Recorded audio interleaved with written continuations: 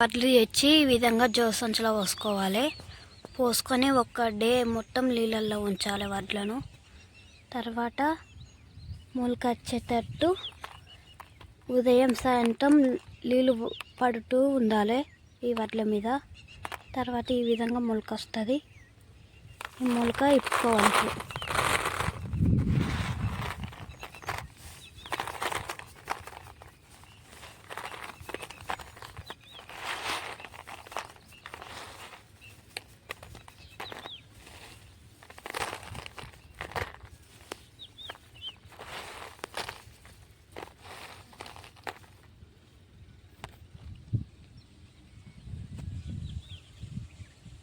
ఇప్పుడు ఈ సంచి మొత్తం ఇప్పుకొని చల్లుకోవాలి పొలంలో.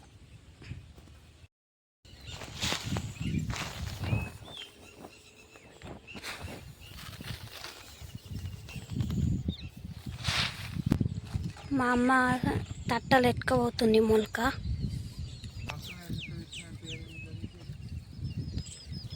మా అన్నయ్య మొలక తల్లుతుండు.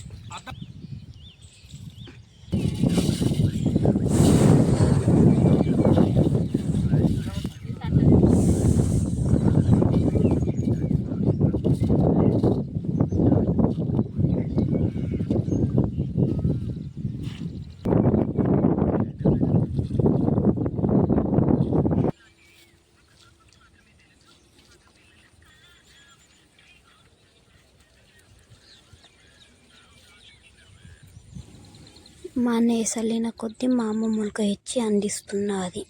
మా అన్నయ్యకు అలక అవుతుంది. అట్లా ఒక్కడే పోయి తెచ్చుకొని చల్లడు గోస అవుతుందని మా అమ్మ అందిస్తున్నది మొలక మా అన్నయ్యకు.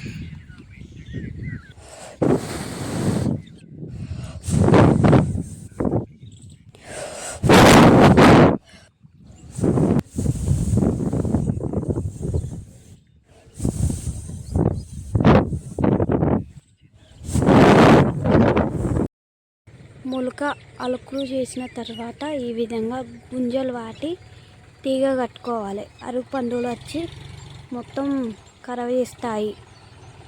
ఇలానే పొలంలో పంటాయి. ఈ విధంగా కట్టుకుంటే రావు, లేకపోతే నాశనం చేస్తాయి అలుకులు చేసిన దాన్ని. మొలక మొత్తం బుక్కుతాయి.